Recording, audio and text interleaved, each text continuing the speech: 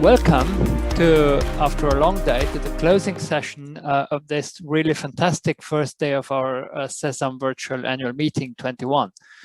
I'm really happy to be able to repeat an introduction I've already done on our SESAM online channel on YouTube. This is the Lou Oberndorf lecture, which we all know and appreciate from the regular SESAM meetings. And I'm very happy to introduce Lou, because Lou is an integral part of the development of the healthcare simulation and an ongoing innovative and important part of the community as of today. And over the past years, Lou has supported us through the Lou Oberndorf Foundation and helped us bring the Lou Oberndorf speakers to the conferences. When last year we decided to go online and finally to go online with the conference as well, he was very much on board with the idea, and we're grateful to him for this. And with this short introduction, I will just hand over to Lou himself to introduce Vicky as the keynote speaker. Good morning, good afternoon, and good evening, wherever you may be, because this is a global meeting of the SESAM convention. I'm Lou Oberndorf, and I'm quite proud to be here to introduce the Oberndorf keynote lecture speaker this morning.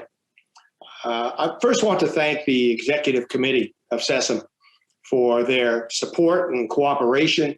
We've been working together for some time now with this Oberndorf lecture, and I think that we've created some interest and some challenges that we normally present in this lecture. I also want to thank the planning committee. This past year has presented challenges to all of us. Trying to plan a global meeting online is not an easy task, and it takes a lot of coordination, and especially as a global meeting as we're having this week. So I really want to thank the planning committee for their hard work. As I said, I'm Lou Oberndorf, and I'm here to introduce the Oberndorf lecture for this year's meeting.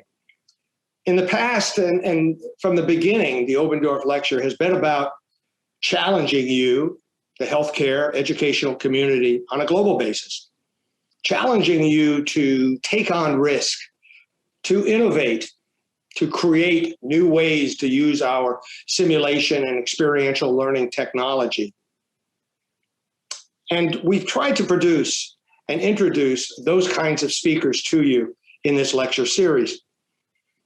This year, clearly, with the COVID-19 and the global pandemic, the healthcare education and the healthcare delivery community globally has been challenged beyond any point that we might have ever imagined. We have been stressed almost to the breaking point in different parts of the world, in different systems, different populations, different conditions and phases of this pandemic. We're in the middle of it. We can see the end. We have vaccinations. We see the end now as the execution. But in fact, we are still in this middle of this stressed environment.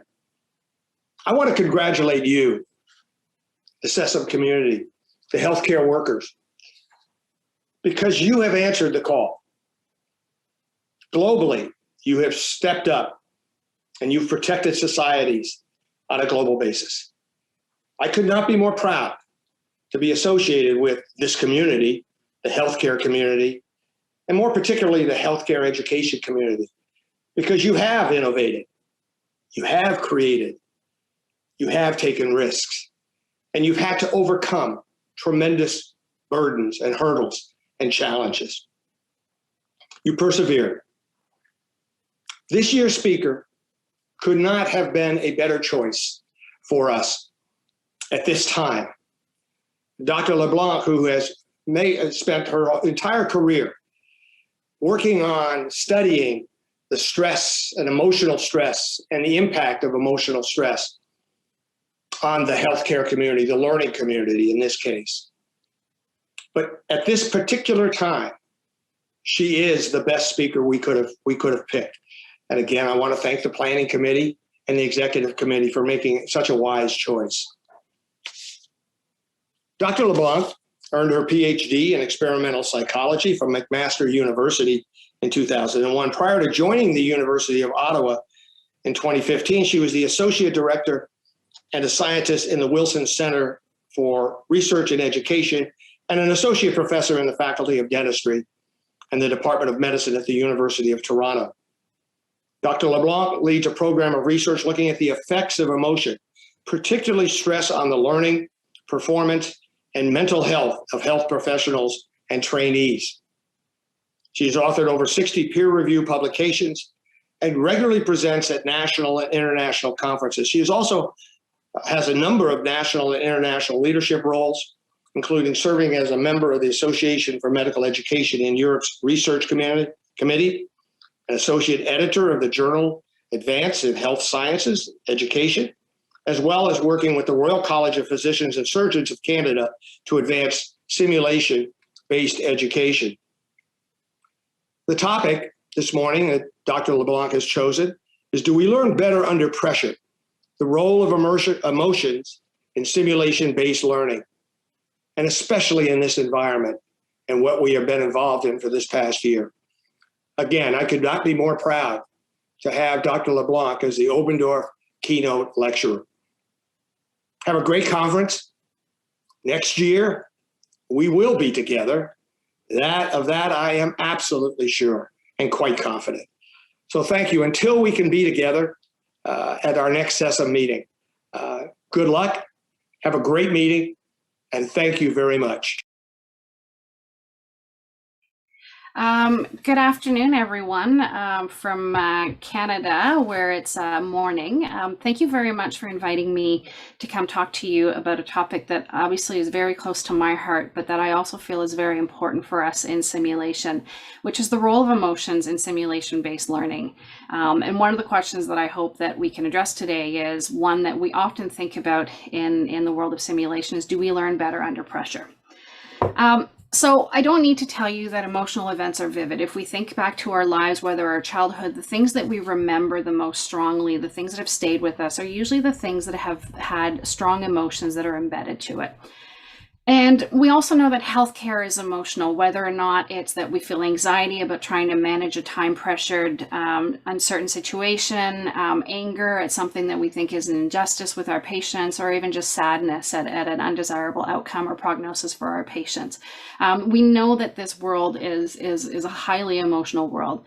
And the last 13 months, 14 months have certainly added an extra weight to what it is that we're doing as we're facing with this pandemic of both in terms of healthcare is having to deal with a lot of changes, constant changes in healthcare, a lot of uncertainty, a lot of risk about, are you going to have the equipment? Are you going to have the protective equipment that we need? We need to isolate from individuals, which are where some of our most powerful stress busting things that we can have. And I don't know about other countries, but in Canada, there seems to be a lot of sort of uncertainty in terms of what we can and can't do. So we've taken a world that is already highly emotional and added on a layer of incredible stress, uncertainty, and changes in fatigue and exhaustion. And I think some lasting probably trauma from our healthcare workers from all of this.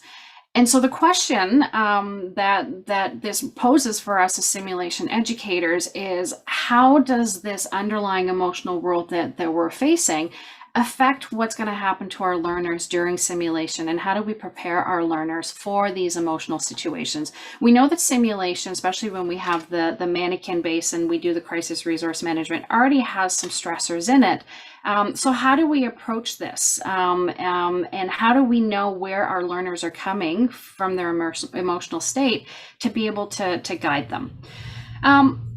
There's actually not a lot of research that's been done yet, or at least that has been published yet, in terms of what is the emotional impact of this pandemic that's going to have on our learners, on our healthcare workers. But we have other models that we can look at. And this is a really interesting model from the U.S. Department of Health and Human Services, which is their Disaster Technical Assistance Center, where they go in and they support parts of the world where there's been disasters. And this is a model that shows that there's a lot of emotions that can be linked in when we're dealing with disasters and crises. That, you know, at the initial, when something first happens and you have the first impact, you're going to have a lot of mobilization of sort of heroic efforts and people coming together for the effort. We're going to see a honeymoon and a community cohesion. And I think if a lot of us think back to when we were first all mobilizing to that, there was a lot of emotional highs. And then as sort of that passes, we go into a state of a little bit more of disillusionment and a little bit of fatigue before we can start having a reconstruction. And there's going to be trigger events that have high emotions, but there's going to be a little bit of that flattening. And I think we have a lot of people that have experienced that flattening. Where a lot of these models are a little bit challenged is that this is usually for a one-time event and we move on. For a lot of places around the world, we seem like we felt like we're kind of stuck in this endless loop. One example we have here I live in Ontario, which is the most populous province in Canada, and we are facing a pretty significant third wave that is going to be worse than what we've done before. We're under stay-at-home orders. There are now the same conversations we had a year ago about, are we going to have enough medication? Are we going to have enough beds? Are we going to have enough healthcare workers? So what we have that's more challenging with this pandemic than other situation is that we have a lot of individuals that are in this loop. And so as individuals, but as groups as well, there's a lot of different emotions that can live with this, right? There can be people that have fear for themselves or for their loved ones. There are people that can have anger, either because restrictions weren't put into place fast enough, or restrictions, they feel that the restrictions are too strong. Some of them may come to simulation quite excited because we can resume some education activities if they've been stopped. So the challenge that we have as simulation educators is when we are doing simulation sessions, even in the best of times, our learners are going to present to simulation sessions with varying emotional reactions and various emotional tolerance. And I think this is going to be even more so as we are living in this pandemic, because everything has been either heightened for our learners or just flattened because people are just emotionally exhausted. And we have some learners that might come in and they have had vicarious traumatization. They've seen things that are pretty challenging and they're coming in, or they have others that are just exhausted and burnt out.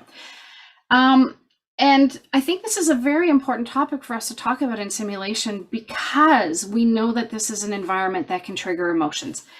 And we also know that there's been a lot of increasing discussions in our field over recent years of this idea that if we create emotional engagement in our learners, and sometimes we go a little bit more specific and say, well, if we can create the element of surprise, or if we can embed stressors in our simulations, that's going to enhance memory, and therefore we're going to have better learning.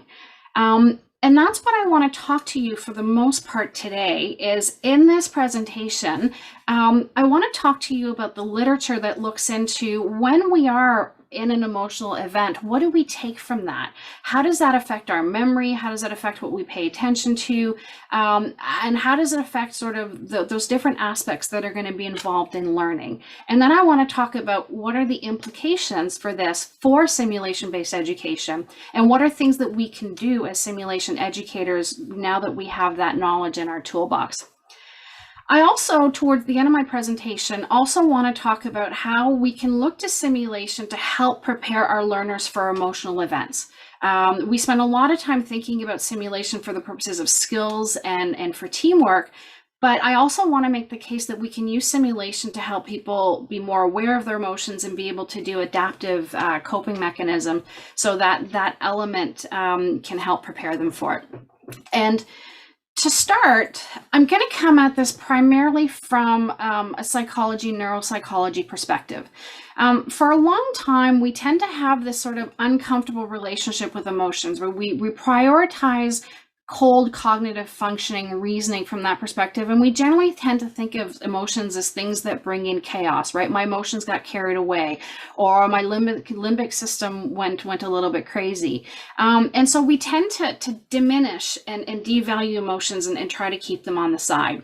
And without going into the neurobiology of it, I just want to point out that those parts of the brain, that limbic system that we used to think were the more primary, more kind of primitive parts of our brain that just deal with emotions and instincts, are actually heavily involved in those cognitive functions that we need to function, right? So for memory and attention and decision making. And those parts of the brains that we thought distinguished us from other more sort of primate animals, the prefrontal cortex, that we thought is about higher executive function, which is, decision making and planning, that cold reasoning, is actually heavily involved in processing of emotions. And that if you injure certain parts of the brain, you can't actually make adaptive decisions in emotional situations. We also have more connections that go from the limbic system to the prefrontal cortex than vice versa. So all of that to say is that emotions are not very easy to push aside. Emotions are powerful and they're prevalent. And our brains are actually primed to give preferential treatment to emotional information.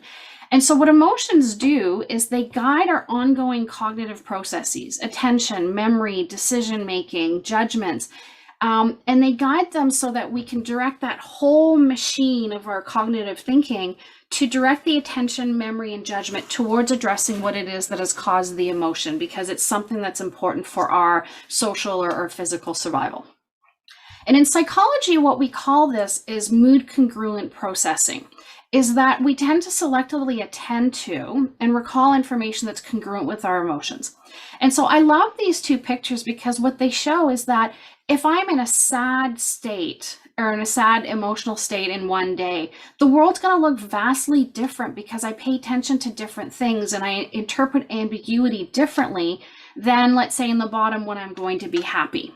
And anger can be a really good example of how many of us have had in a situation where we're really frustrated, and we write that email or we want to have that interaction, that we see things in a certain way. And hopefully most of us have gotten to where we are because we've slept on that, or we've kind of stepped away until the emotion came down. And then when we come back the next day, we look at things and say, okay, well, maybe it's not exactly the same thing. So the world that we live in is very different depending on the emotional state that we are, because it puts a different filter to it. So knowing that, how do we learn from emotional events? Well, we do know that emotional events do shape memories. And one of the most sort of studied emotion is stress. And this is a really nice review that I like, that looked at to see, well, if we layer in some stress with different stages of learning, how does that affect? And so there's 4 stages here. One is encoding. You're presented with new information, and you actually bring it into your memory. Consolidation is when you take this new information that's more transient and it's locked in as long-term memories. And they have a person sleeping because that seems to be one of the processes for sleep. Then you have the next step, which is retrieval, which is you've learned previous information. You have to bring it back to working memory. You have to bring it back to consciousness to use it. And then at a later state, you might learn new information and you're updating things that you already know. And we know that if stress happens either right before we learn new information or right after we learn new information, we're going to see better recall of that information. However, if stress happens longer before encoding, we're going to see a decrease. Now, interestingly, this is coming at it from the perspective of psychology. So what we consider long could be just 10, 15, 30 minutes. So if you have a stress immediately right before you have to encode new information, you're going to glom onto that. But if that stress was 15 minutes before, it might actually impair your ability to learn that information. The other thing is if we have stress right before we need to update new information, right? So I have this knowledge about how to manage a certain type of trauma. I go into a situation, I have a stress, and I have this new information that I have to update, this new information. So it's either new trauma protocol or new guidelines.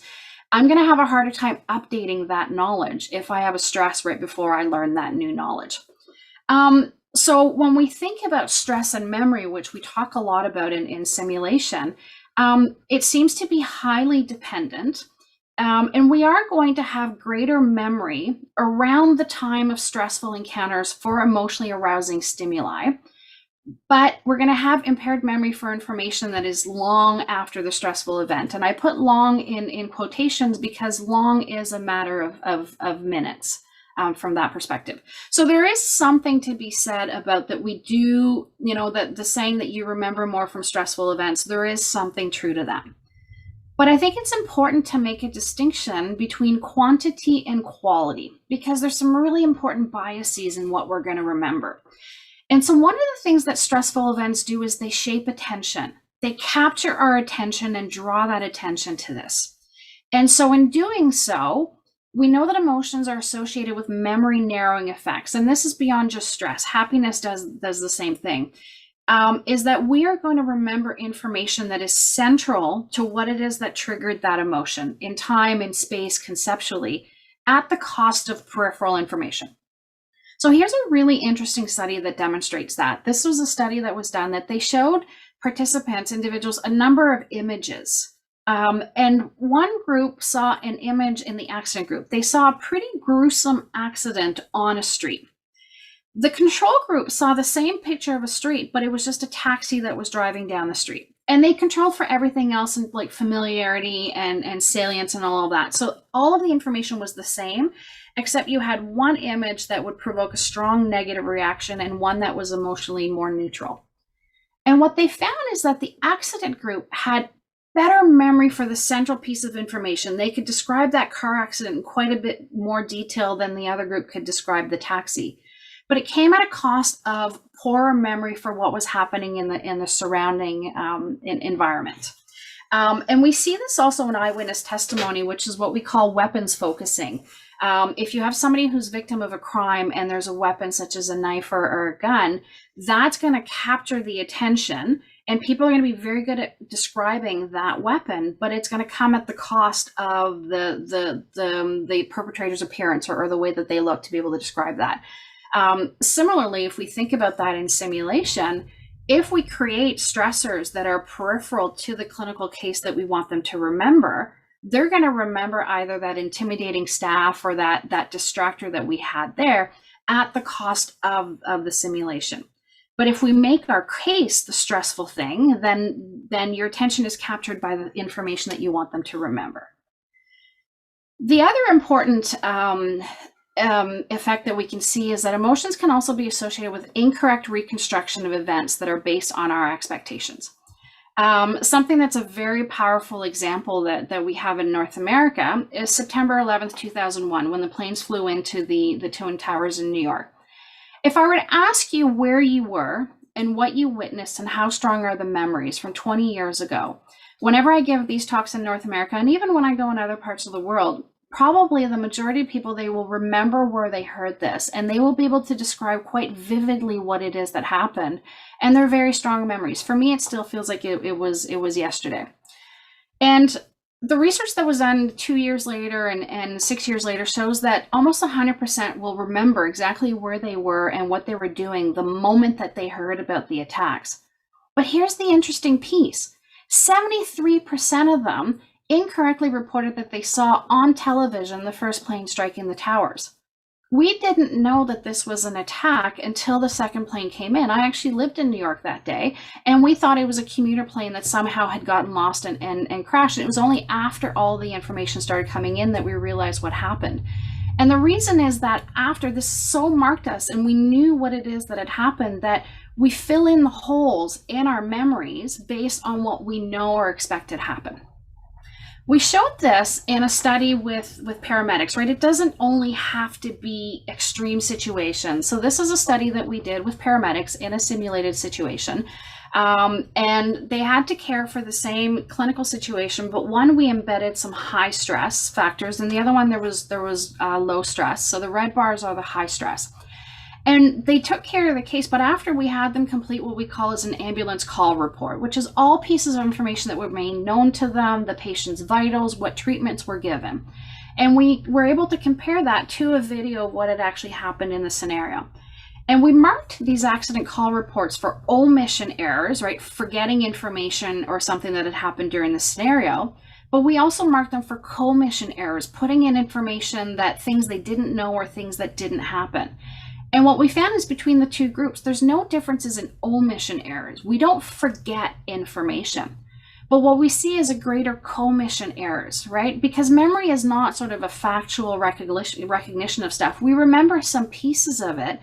And what happens is that when we are anxious, and there's some other emotions as well, what we do is we actually fill in the holes with what our expectations are of what should have or what normally would happen in that situation.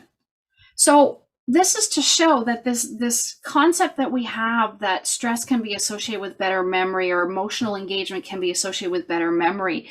There are some cases, depending on how the timing and the relationship is with what you want to remember, that's true. And when you do it, it's going to be vivid, but it's not always accurate. And there can be some really important biases that are going to be there. And so a little bit later, I'll talk about how we can deal with this as sim educators when we're doing simulation sessions.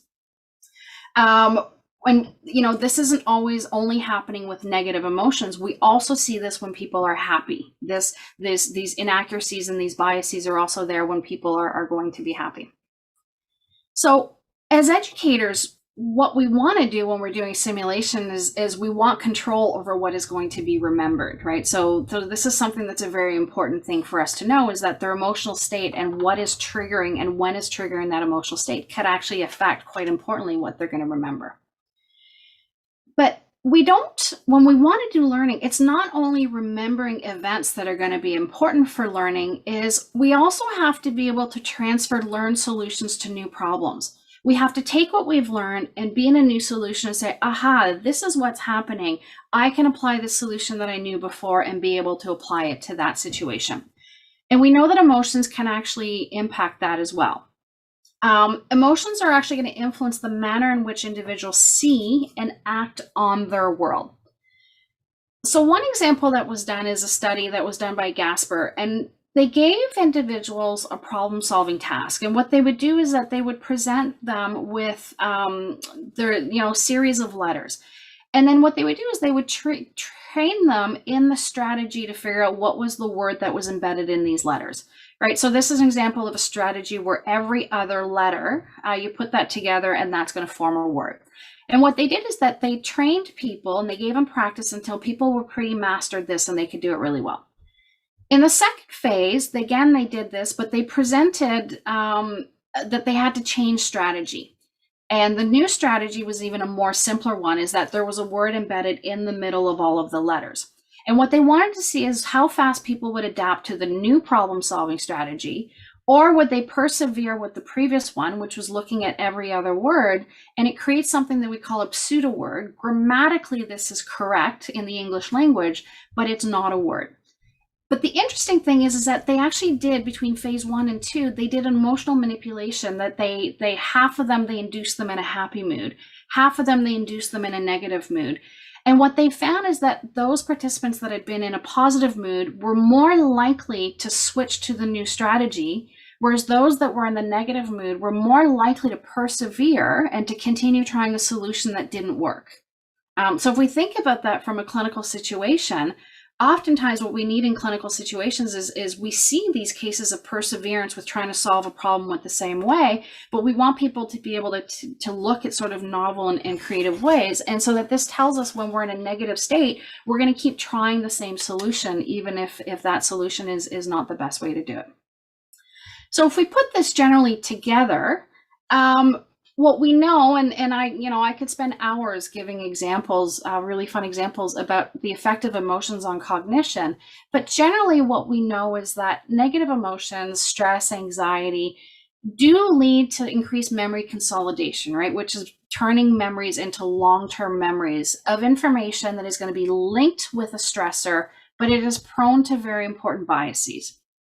We also know that positive emotions are going to lead to increased problem solving and a better ability to transfer to new situations. So the question that comes from things like this is, okay, Vicki, this is interesting and nice research, but what do we do with this as sim educators? How does this affect us?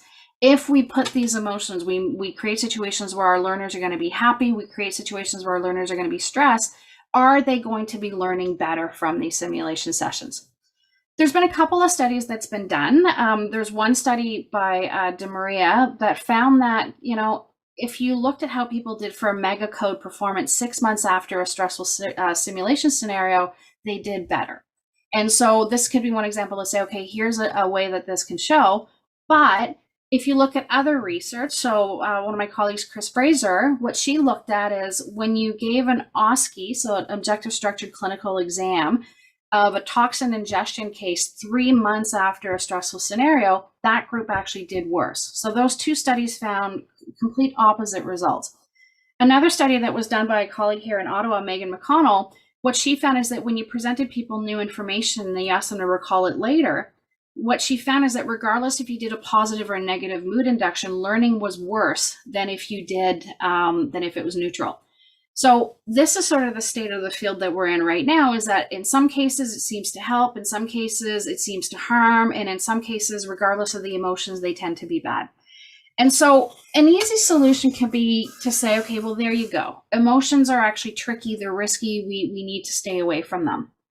The challenge that we have is that as educators is that we can't push emotions aside. Emotions are way too powerful and pervasive to be able to remove. They're powerful, they will overwhelm our system, and they will guide what our system is going to do. They're pervasive. We are always in a given emotional state at any time. That's just the nature of being a human. And a maladaptive coping where we try to suppress or avoid these emotions are actually going to be linked to poorer mental health and poorer physical health. So as educators, we have to say, okay, emotions are there, they're tricky, but we have to pay attention to them because they're going to be there and they're going to affect the learning. So the implications are for us as educators is, yes, these emotion-inducing events can be powerful learning tools, but they're going to be tricky.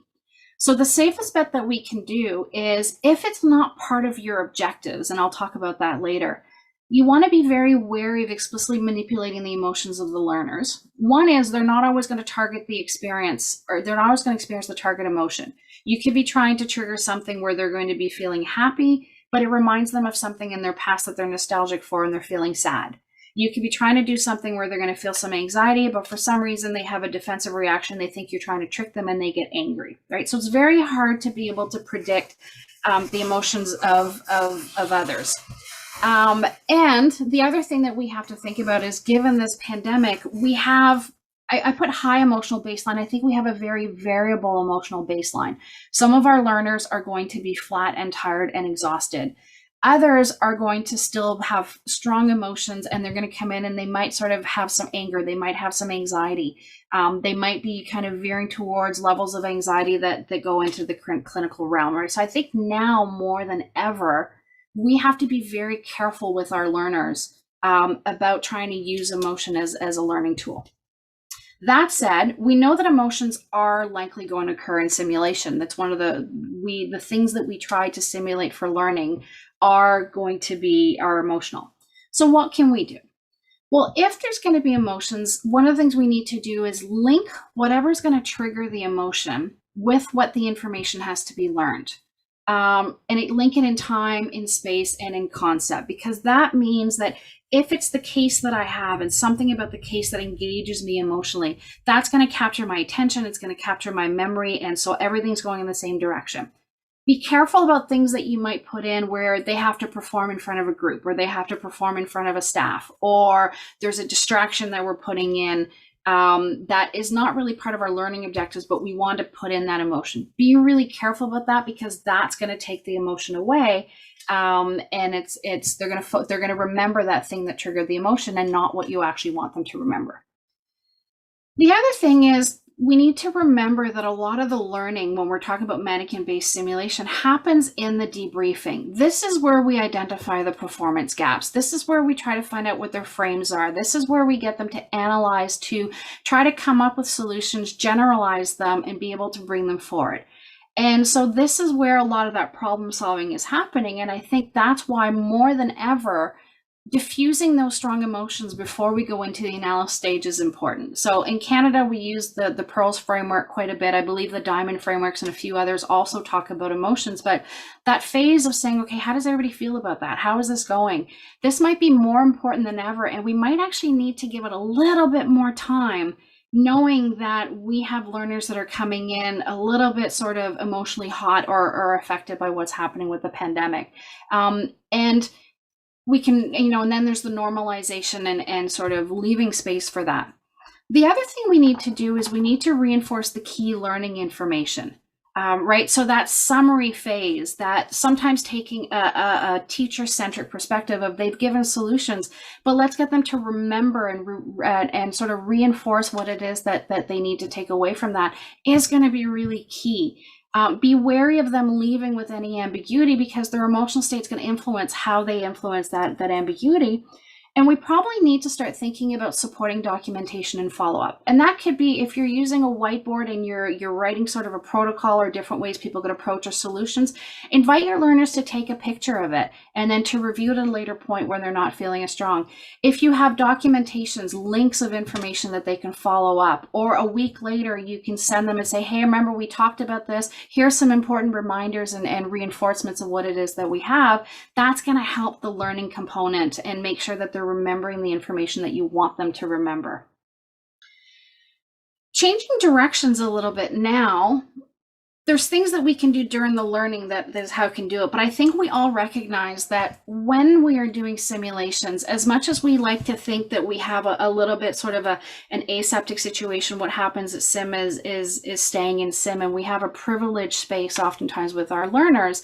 The reality is that they can't then move forward in this safe little bubble when they go in the clinical world. There's a whole culture around that can influence that.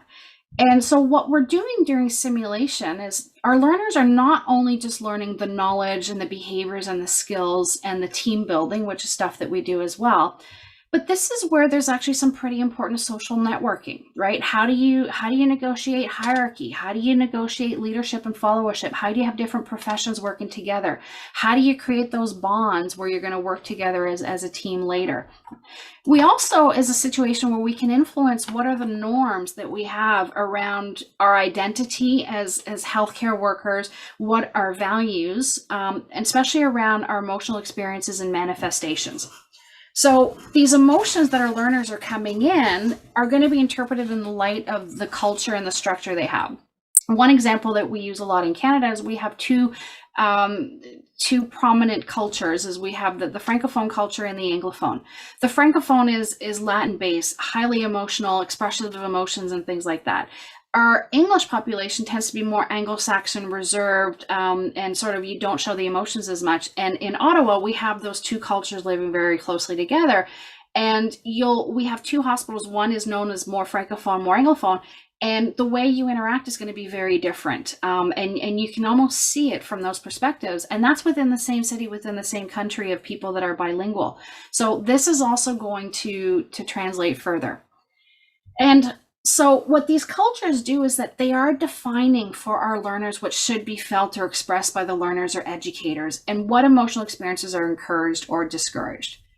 And the other thing that we need to think about as well is those of our learners that are coming that are in disadvantaged positions, they're more likely to have negative emotions than those that are in privileged roles, whether that's based on profession, race, gender, socioeconomic status, learners of levels of learners. Some of the early research that's coming out around the pandemic is that we're seeing that women more than men and nurses more than doctors are reporting depression and anxiety. So if we really kind of want to put a social accountability and an equity perspective, is we also have to think that if we have learners that are in disadvantaged positions, they are actually perhaps having more of a negative experience, especially during this pandemic. And the other thing is that one of the reasons for this is that negative emotions tend to flow down the hierarchy. And those of us that are at the higher end of the hierarchy, we have a little bit more leeway for emotions, and we are allowed to have negative expressions. But the further down you get down the hierarchy, you don't have as much emotional leeways. We're less accepting of people in positions of less power to be able to express all of their emotions. They're much more expected to transform negative expressions into positives. Right, so how does this affect us? Why does this matter for us? Well, there's things we can do about this, right? So because we know that if we have individuals who perceive that there's equity in their arrangements and that they see arrangements as being inherently just and they believe that their contributions are successful, they're going to have more group cohesion, they're going to be happier with the outcomes, and they're going to be more committed to participating in ongoing exchanges. And this is a role that we can play as educators, is to make people feel like things are equitable, at least when they're coming in the simulation center, and then can we role model that and have it flow outwards. So in addition to thinking about emotions from how they affect learning, we also have to have this responsibility of, there's the intrapersonal, which is attempts by the individual to bring their emotions in line with existing norms. We have an interpersonal role where we can actually directly affect the emotions of others. And all of this is happening within a system and cultures that say, is it okay to be frustrated by this pandemic? Is it okay to be angry? Is it okay to express anger about this? What is going to be okay? So within this context, what this tells us is that a safe learning environment is going to be more important than ever. And that a lot of the times we talk a lot about formal approaches of how we do pre-briefing and how we develop scenarios and how we do debriefing. And those are all really important. But we have to think about the culture and the environment that we have within our institutions, and also that we have within the simulation sessions, that at this point, and most of the time, may actually be more important than everything else. And one saying that we have in North America is that culture eats strategy for breakfast, right? Culture will always trump any kind of strategy that you do, and we have to think about that. So great, interesting. What do we do about this, Vicki? Well, what we can do as educators is we can put specific attention to saying, how can we increase the sense of empowerment and sense of control of our learners, especially during this pandemic, where if there's anything that we don't have, that we have, many of us have not had in the last 13 months, is a lot of control over what's happening. This pandemic, this virus is going to do what it wants, but we are also, in addition to that, we are also, many of us, the lower you are, you're going to be living the impact of what governments are doing, what local, regional governments are doing, restrictions, and as well as what hospitals are doing. So can we use simulation to give our learners a sense of empowerment? More than ever, let's explain the processes and the reasons why we're doing things, because then they can have an explanation. As we're designing our simulation sessions, involve the learners in the early negotiations and conversations about how sessions will play out. Part of it can be, hey, we have some time to do some simulation. What's going to be important for the learners? What is it that a lot of us have had to cut down on simulation? What's going to be important? What it is that you want to do, right? Give them that sense of agency. And I think this is true of all simulation. It's part of what we do, but be open and responsive to feedback. If the learners are not reacting, this is not what they want, perhaps us as sim educators is where we can be more nimble so that we can give them that sense of empowerment and sense of control that has probably pretty much systematically been stripped away over the last 13 months, more so than it would have been done before. The other thing that we can do is we can plan sessions that are going to help foster what we know as adaptive coping in situations of stress. We know that one of the most protective factors is social supports. Having people there that you can rely on or that can rely on you, and it's not the number, it's the quality of them, is going to be very critical. So can we create situations where, without tricking them, bring them together so that they can learn as a team how to seek each other out, how to engage in knowledge sharing. During the debriefing, let's foster this a little bit more. Let's help them develop that social network that they can depend on, because this is a way that we can help bring them social support at a time where we all have to physically distance from our loved ones, and we're all getting a little bit fatigued of interacting each other on a two-dimensional TV screen. Create sessions that involve solving a problem. Problem-oriented coping is one of the most powerful adaptive ways to deal with stress. So teach them, okay, if you're in a situation that's uncontrollable, how could you break this down in steps? How could you come at it from dealing with a problem and get them away from avoidant type coping or emotional based coping? Because what that does is it gives a sense of control and agency. And that's what we need when we're dealing with stressful situations. And the other thing is we need to normalize what's happening. Let's leave space for discussions around the psychological and behavioral impact of the pandemic. Let's normalize this. Let's create a culture that says, yeah, this has been a pretty hard year and it's difficult and we're all going to react in different ways. And it's okay to have that space to do that. And just because we've lost those water cooler conversations, right? We've lost the ability to just walk to a colleague's office and just stand by the door and chat with it. I've actually seen this thing in all of our leadership meetings, that we have our meetings, we much more efficient in our meetings, but we all stay on for 10 minutes just to talk about what's happening in our lives, because we need to normalize it. We need that support. So can we bring this into our simulation sessions and help create that culture that is going to help? So that's sort of wanting to talk about a little bit about the first bit that I want to talk about, or which is the most of it, is when we have emotional events, what do we learn from them? And how do we as simulation educators make sure that they're going to be learning what we need them to learn, the skills, the knowledge, but also how we can create a culture that's going to make learning from emotional events going to be helpful for them. In the last 6-7 minutes, I want to talk about, in addition to thinking about, okay, what emotions are there going to be in my learning session and how do I deal with this? Can we also start thinking about using simulation to prepare our learners for a subsequent event? Whether it's just going to be managing a situation, a clinical situation of uncertainty, whether they're going to be team leader for the first time, or whether or not they're going to be a situation where there's potentially going to be still some difficult ethical decisions that need to be made forward, even after the pandemic is going to end. And how do we think about simulation from that? And there's quite a bit of work that's looking at how do we use simulation in training for stressful events. Without going into the details, one of the big areas of research that I've done and some colleagues have done is, we know that when people are going to be stressed and anxious, we see disruptions in performance. We see commission errors that I told you about. We tend to remember things that didn't happen. Our working memory, that ability to hold information in consciousness and manipulate it, right? So doing drug calculations in our mind or dosage calculations, that's going to be impacted. And we also see some different alterations in reasoning. We tend to kind of reach premature closure rather than looking at other possible alternatives. We tend to do more encapsulation, so thinking about things as a whole rather than the details. And we tend to judge risk differently. The world tends to be more risky and we tend to be less willing to take risks. So that has an impact. So Driscoll and colleagues have sort of said it nicely in a paper that we say, when we think about simulation, we're very familiar with using simulation, whether it's mannequin-based or standardized patients or part task trainers, for skills acquisition and retention, and to practice under unpredictable and uniform conditions. But what if we could also use simulation for stress training, for preparing people for stressful situations? How do you maintain task performance under high demand? How do you recognize your emotion and manage them? How do you create pre-exposure to real world demands, and you do special skills training for that?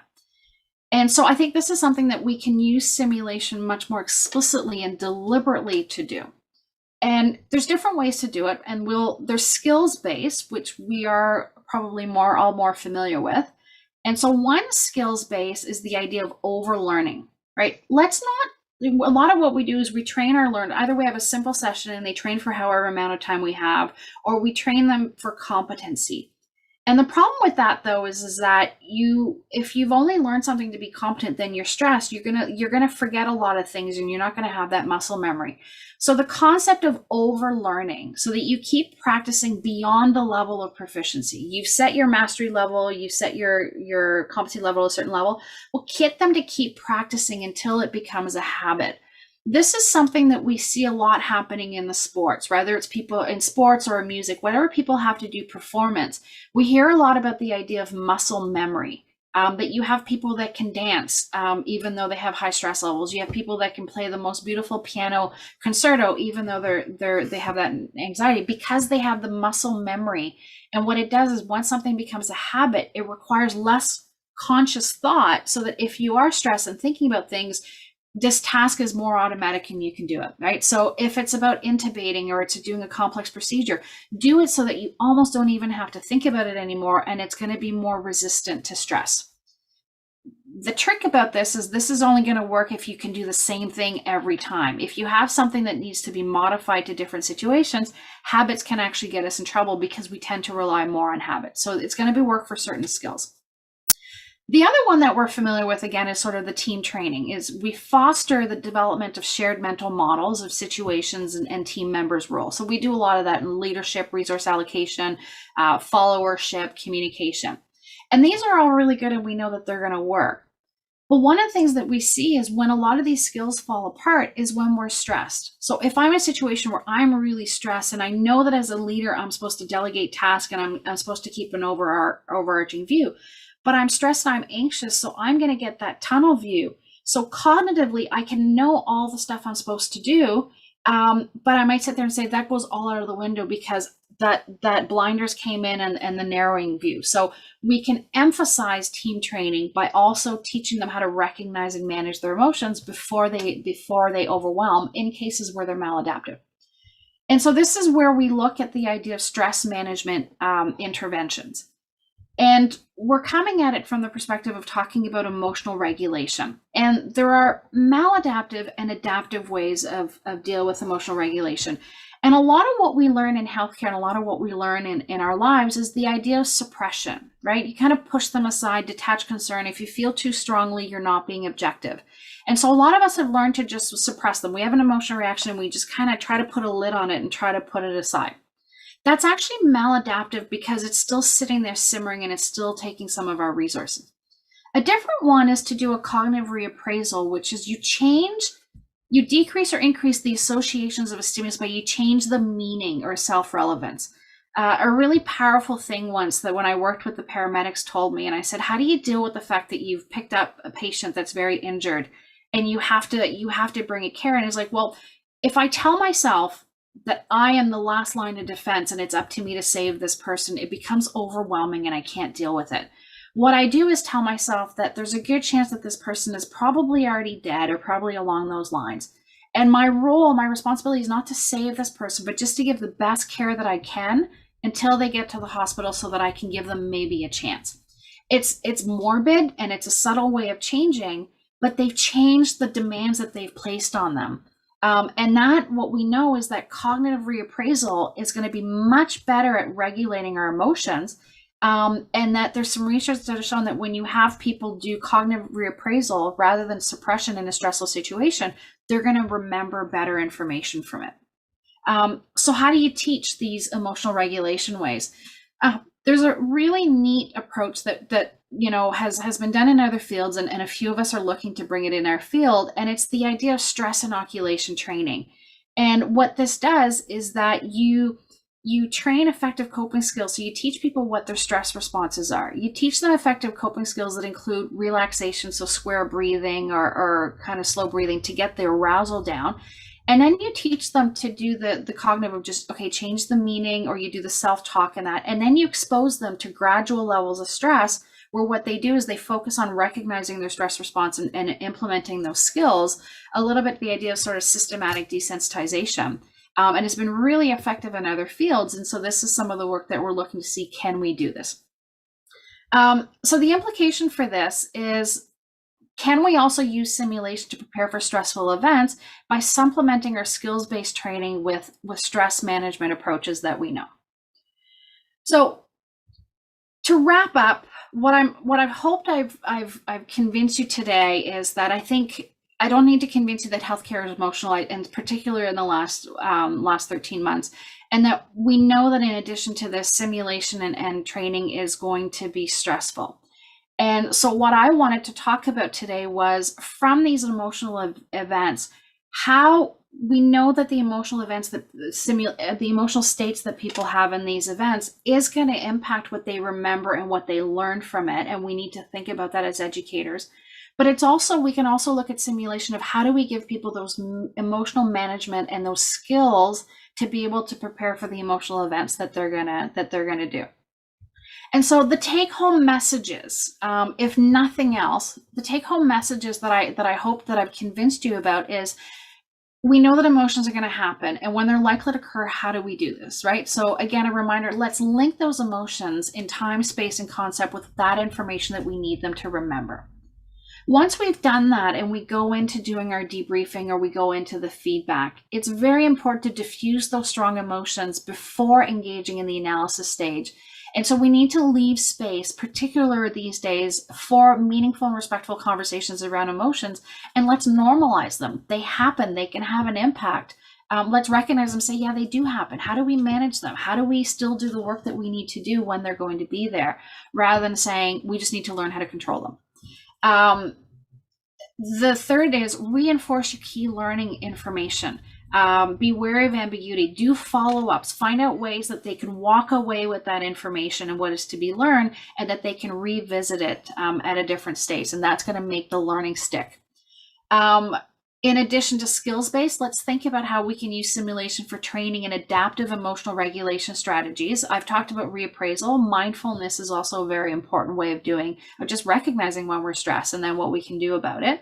And finally, consider the cultural environmental impact on the emotional experience of your learners and how they interpret things, and what can you do as an educator to try to create a culture that is going to give them those sense of empowerment and control, and that space where it's okay to have those emotions. So at this point, I want to thank you for your time. I realize I'm about 3 minutes over, so my apologies, but do thank you. If you have any questions or any follow-up, this is my email. I'm always happy to chat with individuals.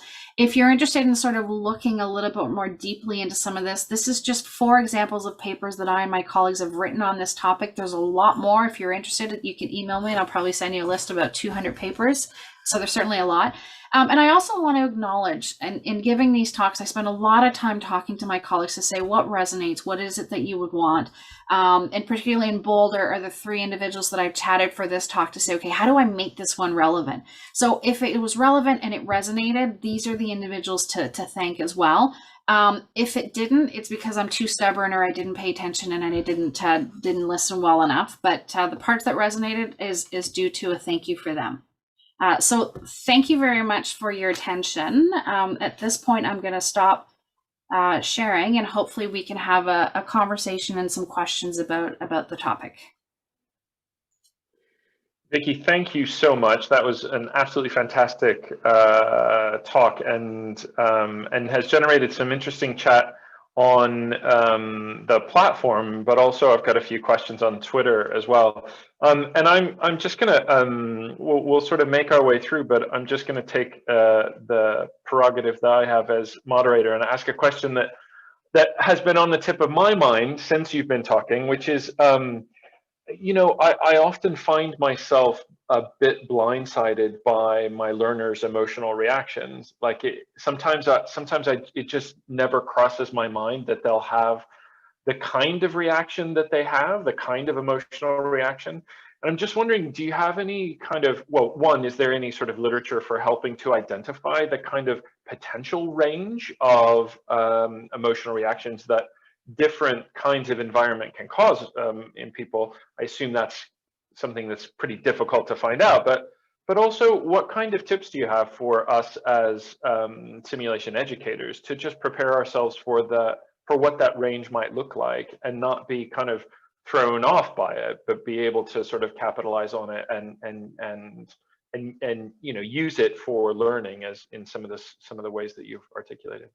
Yeah, so there's 2 parts. So the first part, in terms of can we predict what emotional states, you know, our simulation sessions are going to trigger in our learners, and that is one of the toughest things when it comes to emotions, because we come laden with a lifetime of experiences, and these things can trigger different kind of situations or what would have happened.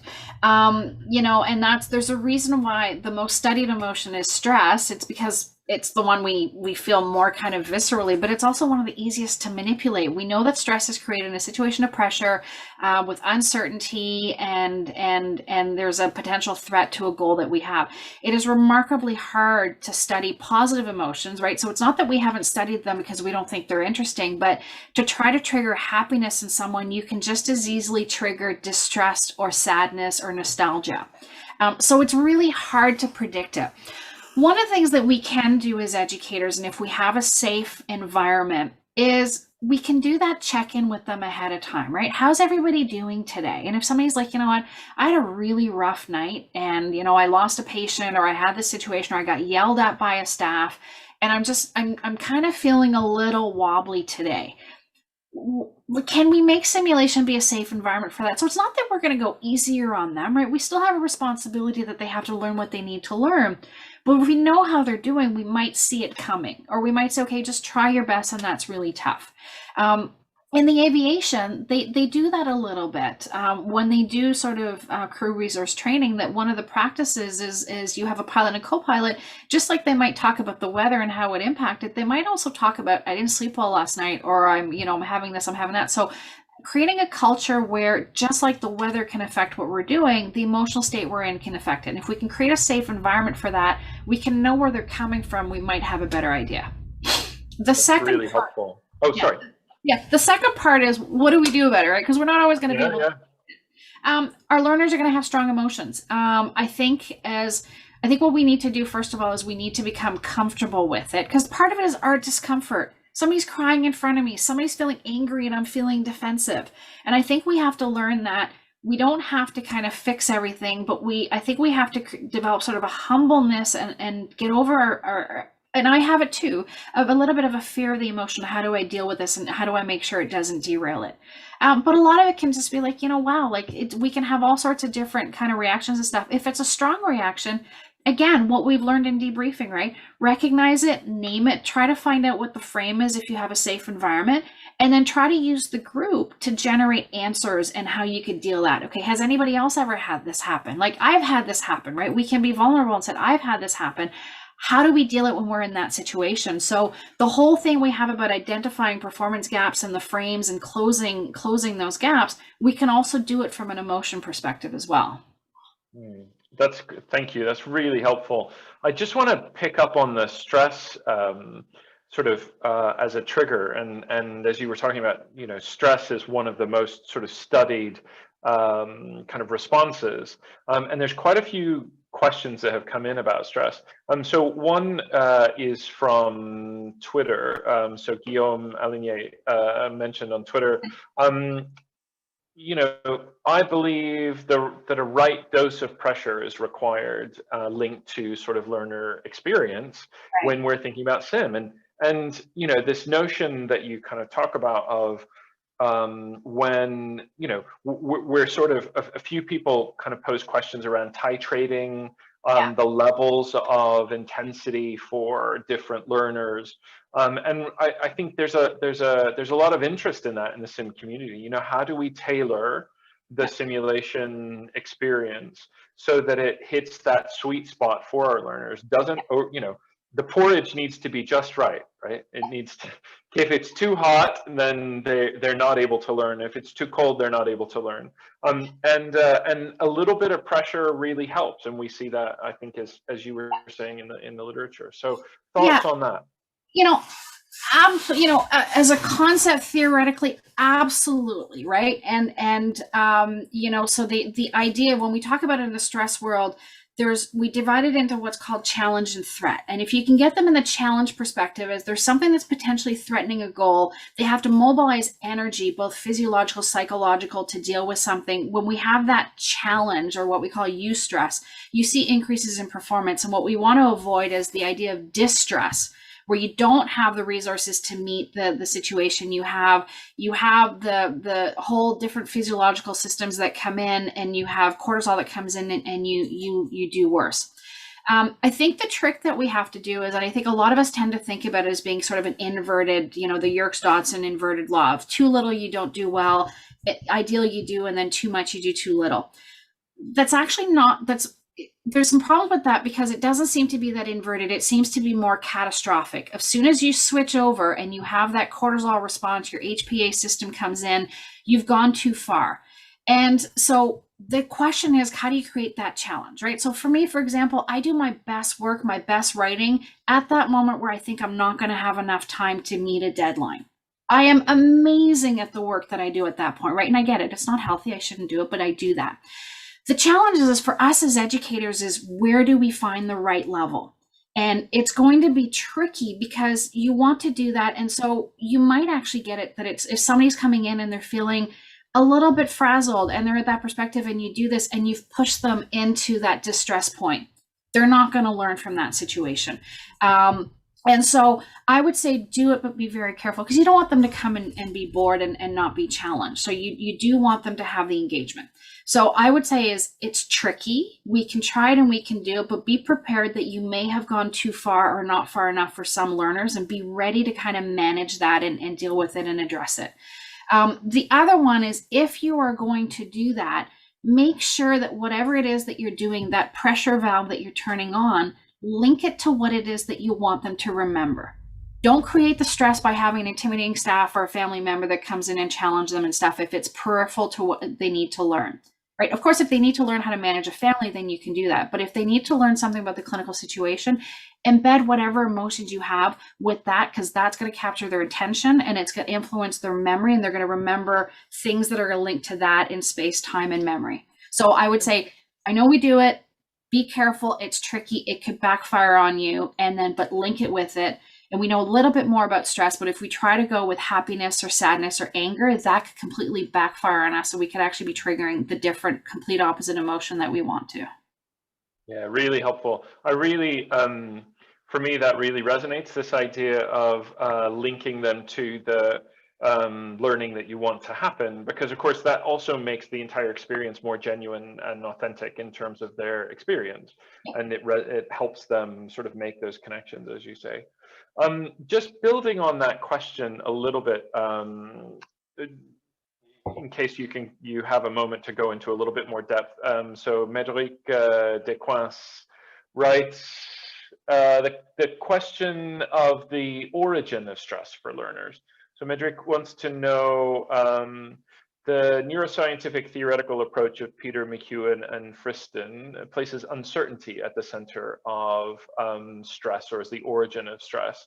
Yeah. And I guess a few people have kind of touching on this idea that that stress comes from, you know, a lack of control or a lack of certainty about the situation. And so how do we prepare our learners, or is that, first of all, is that a kind of accepted notion of what stress is, and then building on that is one of the ways to help enable our learners to deal with stress, to help them learn strategies for coping with dealing with uncertainty?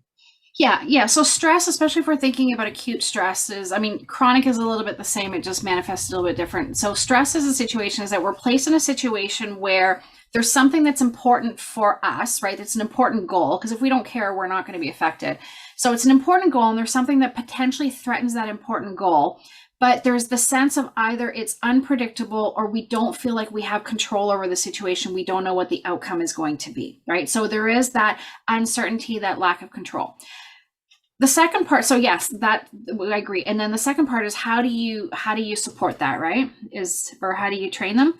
And so this is where there's things that you can do that can support around, right? We know that social support, we know that things like that might not be there at the moment, but are the things that we have around that can help, right? Knowing that I have somebody that I can depend on and that depends on me, we're such social creatures that gives me sort of a little bit of an armor.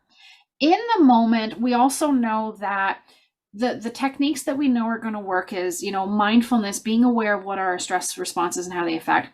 But that idea of anything that can allow them to kind of have that sense of control. And that's where problem-oriented coping can work for things that we can change. So take something that is overwhelming and break it down into steps and say, okay, what is it that I actually can change, that I can do? And how do I put it into bite-sized pieces so that I can kind of go and I can feel that I'm doing it? Because then you have that sense of being able to do accomplishment. You're decreasing the amount of demand. So you think you have more resources and you have that sense of control over it. And then there's also the situation of, you're also going to be sometimes situations where you can't control anything, right? So we can't give them problem-oriented solving because problem-oriented is not going to help, right? I can't do anything about what the pandemic is going to do. I can't do anything about the fact that this past weekend we had hundreds of people gather in a park, and that, we have worries that it's going to be another super spreader event. I can't do anything about that, but that's where social support is going to happen. And this is where sort of emotion-oriented coping, but just the mindfulness and the acceptance of saying, well, there's nothing that I can do about that, but what can I do something about to make sure that me and my loved ones are going to be safe, right? So it's a little bit more difficult for things that we can't control, but if there's things we can, problem-oriented, reappraisal of the demands, and then just having the things around like social supports are things that we know pretty consistently are actually good stress protectors. Fantastic. Vicky, I'm just mindful of the time, and we need to wrap up for the session. And I just want to say, on behalf of SESAM and all of us at SESAM, thank you so much for this afternoon's keynote talk, which has generated a lot of interest and given us so much to think about. I think everybody recognizes the sort of value of emotions, and I'm really pleased that you've given us some concrete ways of thinking about and working with it. So thank you very much. Well, thank you, and thank you to everybody who attended. And as you saw, I put my email at the end. So vleblanc3@uottawa.ca. Feel free to send me an email if you have any questions or kind of want to engage in a discussion. And given these times with the pressures, if I don't reply to you after a week, feel free to send a follow-up email. I know what I am with my chronic stress, but thank you very much. And yeah, if you have any questions or just want to engage in a discussion, absolutely do follow up. This is obviously a topic that's very near and dear to my heart, so I'm happy to always be able to chat about it. Vicky, thank you so much. I just want to take a minute as we're wrapping up for the day as well to say thank you to all of you for a fantastic first day at SESAM 2021. It's been amazing to see such a great group of presenters today, people doing short comms and oral comms and workshops and speedy workshops, sometimes for the very first time in an international arena. So congratulations to those of you who have presented for the very first time. And we've also had such a great lineup of esteemed sort of senior colleagues and people with loads of experience and loads to share with us, like Vicky this afternoon. So thank you very much. A couple of highlights for me today. Wow. Vicky, you were asleep early this morning, so you missed this, but our first Lou Opendorf lecture this morning from Chris Diaz Navarro, and Esther, our colleague on the executive committee, said, who's worked with Chris for a number of years, said, you need to find your Chris, find your colleague that shares your passion, and that resonated with so many of us, I think, and also speaks to the power of the passion that many of us have working in simulation, and the amazing work that Chris and colleagues have done with their talk clinical debriefing program. There was a comment on Twitter as well about from one of the first workshops about debriefing being a gateway, or sorry, the SIM being a gateway drug for the debriefing, which came from Beck Szabo from Australia, which was fantastic. We had a great presentation in the middle of the day from Marcus Rawl, talking about online opportunities for online faculty development. And wow, the diversity of professions and the diversity of geography that was represented in those sessions, and indeed throughout the conference, has been amazing, which has been brilliant.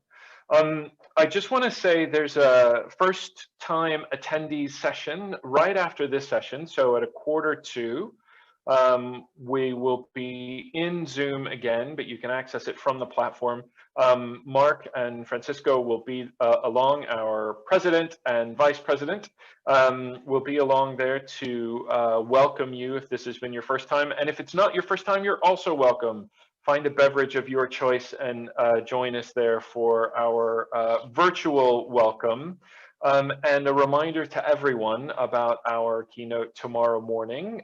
Professor Petrea Anderson will be starting that session at 8:50 British Summer Time, 8:50 London time on the platform. So we'll see you either at the session, the first time session now, or tomorrow morning for sure at 8:50.